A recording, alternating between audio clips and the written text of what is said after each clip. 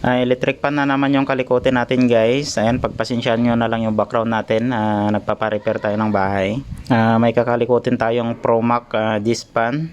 So hindi pa natin alam kung anong problema nito. Pinupunta lang dito sa bahay na hindi natin alam kung ano yung mga problema ng mga electric pan nila. Tayo na lang yung tutuklas sa problema ng mga electric pan nila mga kalikot. So welcome ulit guys sa ating channel. Huwag nyo pong kalimutang i-subscribe ang ating YouTube channel at pa-click na rin ng notification bell para updated kayo sa mga bagong video natin. At saka huwag nyo rin pong kalimutang i-follow ang ating Facebook page. So tara mga kalikot, kalikotin na natin siya. Tara!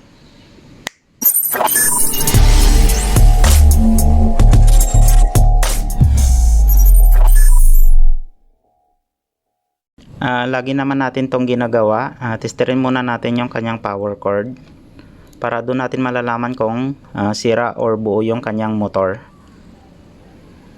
Number 1 natin, number 2. Ayun, so walang reading sa ating tester.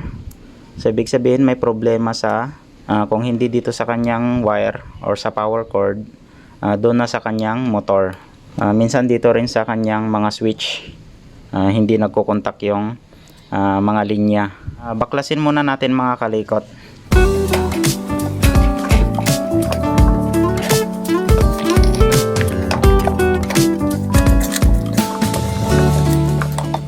Ito lang yung problema natin. Nilagyan niya ng glue yung hilaan ng swing. Ayan o. Para mag-swing yung electric pan, hindi natin matatanggal yung kanyang hilaan. So gawan natin ng paraan. Bali tanggalin na lang natin siguro itong parang cap nya. Ayan o.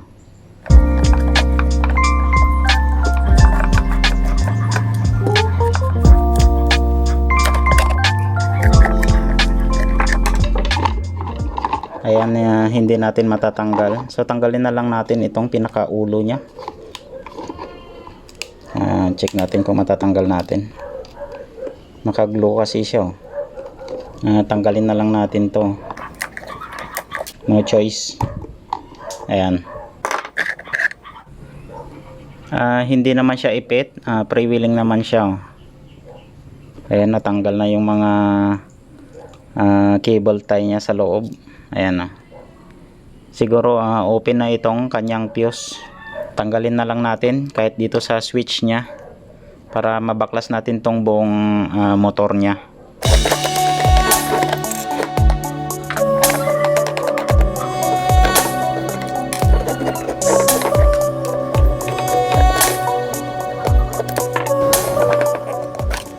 Tapos i-cutting na lang natin yung mga wire niya. Yan, magtira lang tayo ng color coding para pag kinabit natin, wala nang problema. Kabit lang tayo ng kabit.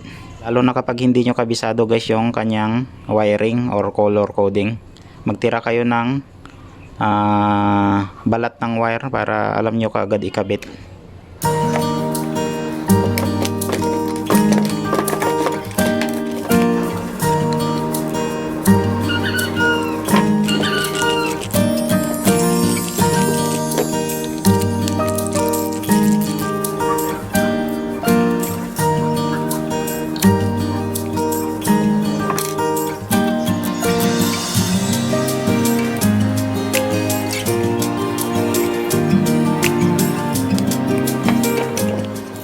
Natanggal na natin yung kanyang motor, tapos malutong na rin yung mga panali niya.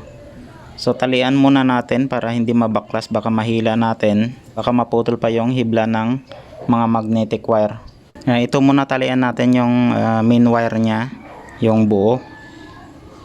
Kasi dudukutin natin kung saan yung thermal fuse niya mga kalikot, kasi open yung kanyang motor, open yung wire. Nung tinester natin, walang reading sa ating tester. Ibig sabihin, baka open na yung kanyang thermal fuse. Yan, so ito lang muna yung talian natin para hindi magalaw-galaw. Tapos yung mga casing ng motor niya, linisan natin ng gasolina. Ayan, sobrang dumi na kasi oh.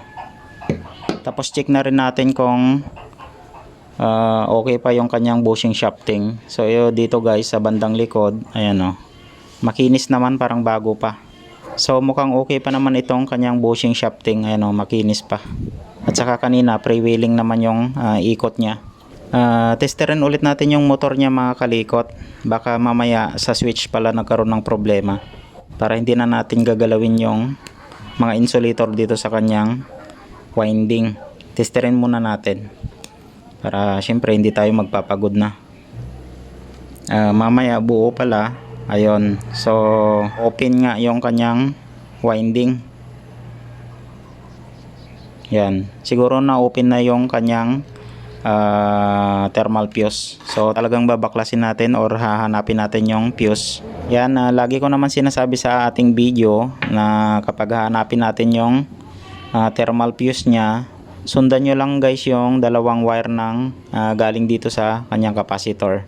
Kasi sa dulo nun, nandun yung nakadugtong yung fuse. So hanapin ko muna siya mga kalikot. So diskarte nyo na lang kung paano nyo hanapin yung thermal fuse. Basta sundan nyo lang yung itong dalawang wire na to na galing sa capacitor. Kapag hinahanap nyo yung fuse, dahan-dahanin nyo lang, baka mapigtas yung mga hibla ng winding or yung magnetic wire. So ito na guys, nahanap natin nandito sa dalawa na to. Kapag mahirap hilain yung insulator, gamit lang kayo ng long nose. Ayan, pipiin nyo lang guys para mawala sa pagkakapit niya kasi may varnish yan eh. Bago natin hilain para mas madali. Ayan o. Ayan, di ba? So ganun yung gagawin natin kapag matigas hilain. Bubuka kasi yan pag inipit natin kasi dumikit yan sa varnish na in-apply nila dito sa ating winding. Itong block na to mga kalikot na papunta dun sa wire ng capacitor, yan, pumunta siya dito sa main line. So ito yung tatanggalin natin para matanggal yung thermal fuse. Yan. Tapos dito sa capacitor, ingatan lang natin, baka madali natin yung magnetic wire. Ayan, so natanggal na natin yung thermal fuse. Ito na mga kalikot yung thermal fuse nya. Yan, balatan lang natin. Tapos testerin din natin para alam nyo rin na sira siya or hindi. Ayan. Ngayon testerin natin mga kalikot. So ayan guys, open na siya. So ibig sabihin sira na tong thermal fuse na to. Ngayon papalitan natin. May available naman tayo, last na to. Isa na lang yung natitira. So ito na lang yung ikakabit natin mga kalikot.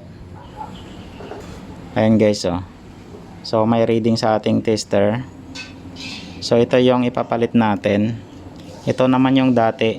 Same lang din naman sila na 2 amperes. Ayan, kuskusin natin yung paan ng thermal fuse para mas mabilis siyang mahinang, para kakapit kaagad yung lead.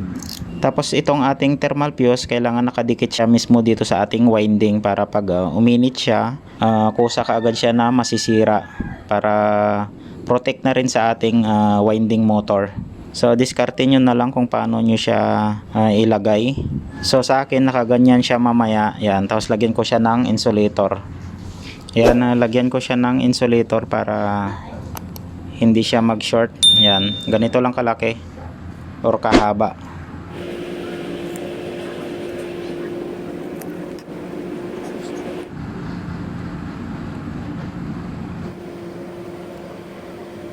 Nakabit na natin guys yung kanyang thermal fuse. Ihinang na lang natin siya. So kailangan talaga kapag sira yung fuse, wag natin i-rekta mga kalikot. Kailangan palitan rin natin siya ng thermal fuse para maprotektahan niya yung ating winding, para yung thermal fuse na lang yung masisira, at saka iwas rin sa sunog. Bago natin talian mga kalikot, testerin muna natin kung okay yung pagkadugtong natin. Ayan guys, may reading na sa ating tester. So ibig sabihin okay yung pagkadugtong natin ng thermal fuse. Bago natin talian, so diskarte nyo na lang kung paano nyo siya talian. Ibalik nyo lang yung dating insulator nya. Ayan, natapos na natin siyang natalian. So na-fix na natin. Saka natin lilinisan na kasi pwede na natin magalaw-galaw. Ayan o. So ganun ang gagawin yung mga kalikot. I-fix nyo muna para hindi mauga-uga yung mga wire or yung kanyang winding. Tapos testerin ulit natin siya mga kalikot. Baka kasi nung tinatalian natin may naputol na wire. Para sigurado, testerin ulit natin. Ayan, may reading sa ating tester. Ayan, lahat ng wire niya. So okay na yung kanyang motor mga kalikot. Tapos huhugasan na natin ng gasolina yung yan, linisan natin ito yung casing ng kanyang motor. Bali update ko na lang kayo mga kalikot kapag natapos ko na siyang nalinisan ng gasolina. Tapos isalpak na natin. Okay naman siguro itong kanyang bushing shafting kasi malinis naman mukhang bago pa. So update ko na lang kayo mga kalikot. A few moments later. Natapos na natin mga kalikot na nilinisan yung casing ng motor niya. Yan. So bali assemble ko na lang siya. Tapos lagyan natin ng langis. So okay naman yung kanyang bushing shafting. Ayan, malinis pa walang grind. So assemble ko na lang siya mga kalikot. Tapos testing na natin. Na-assemble na natin yung kanyang motor. Ayan, freewheeling na yung ikot niya. Smooth na. So okay. Assemble na lang natin doon sa kanyang base.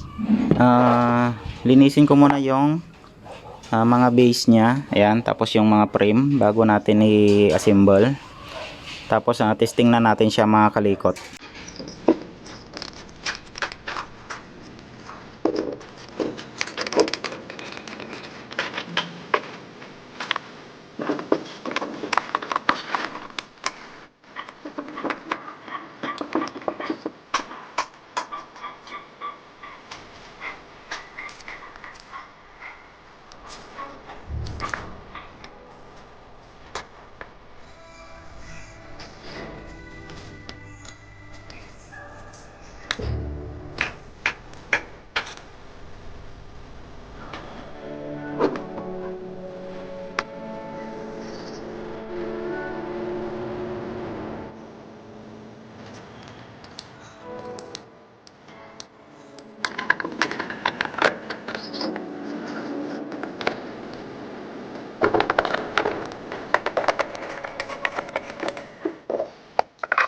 I-test muna natin mga kalikot bago natin ilagay yung kanyang frame. So na-tester na natin siya, hindi naman grounded dito sa kanyang body.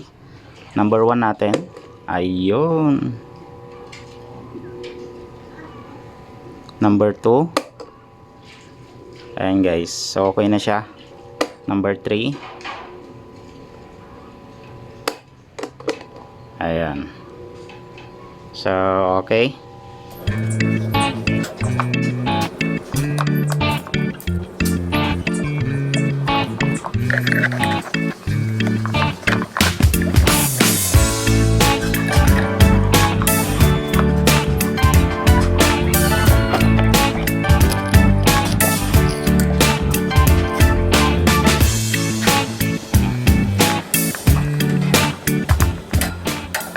Tapos itong wire niya mga kalikot, baguhin natin. Shrink tube yung ilalagay natin para parang hindi halatado na may dugtungan. So kapag ganito kasi yung pangit tignan. Kapag gumagawa kayo mga kalikot ng dugtungan, huwag nyong ipantay yung mga nabalatan natin. Ayan, parang ganyan siya. Ganito yung gagawin yung mga kalikot, lalo na kapag shrink tube yung ilalagay natin para hindi sila magkadikit kapag nabibind itong cord natin. Iuna muna natin ilagay ito guys. Yan. Ito yung kabuuhan na insulator niya mamaya. Tapos isang insulator na maliit lang yung ilagay natin, kahit isa lang. Doon sa kabila kahit hindi na. Yan. So ganito ang magdugtong kapag shrink tube yung gagamitin natin para mas malinis siya. Napagdugtong na natin. Yan, saka natin sunugin. Kahit itong isang wire lang. Yan. 'Di ba? Mas malinis siyang tignan. Tapos itong isa, kahit hindi na natin lagyan, pero pwede nyo rin lagyan, kaso dito sa pang main insulator natin, baka hindi na magkasya kapag nilagyan pa natin ng isa. Much later. Ang ginawa ko na lang guys, dinalawan na natin yung string tube. Subukan natin kung maipasok natin itong main string tube nya para mas safe palalo. Pwede naman isa kapag hindi na talaga magkasya dito sa main string tube nya. So sinubukan ko, ayan, magkakasya naman. Ayan. Yan. Para hindi siya halatado.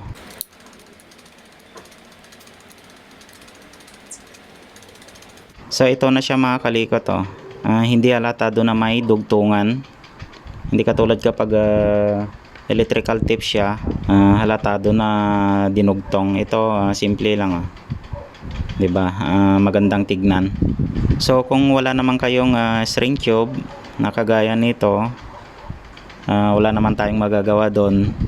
So electrical tip na lang talaga. So okay na siya mga kalikot. Ayan. Natapos na natin na set up lahat mga kalikot. Syempre itetest na natin. So yung number 1 nya. Ayun. So number 2, number 3. Ayan, so okay na siya mga kalikot. I-test din natin yung kanyang swing. Ayan. So okay naman. Ayan, so ganun lang mga kalikot. Ayan, so sana nakatulong ulit tong simpleng video na to sa inyo mga kalikot. Ang pinalitan natin mga kalikot, itong kanyang thermal fuse. So na-open na to, pinalitan natin ng bago. Ayan, so okay na lahat mga kalikot. Maraming salamat guys sa panonood ng mga video natin. Sana makatulong ulit tong video na to sa inyo, kahit simple lang. Huwag nyo pong kalimutang i-subscribe ang ating YouTube channel at pa-click na rin ang notification bell para updated kayo sa mga bagong mga video natin. At saka huwag nyo rin pong kalimutang i-follow ang ating Facebook page. Maraming salamat guys. Ingat kayong lahat. And God bless sa ating lahat mga kalikot. Bye bye.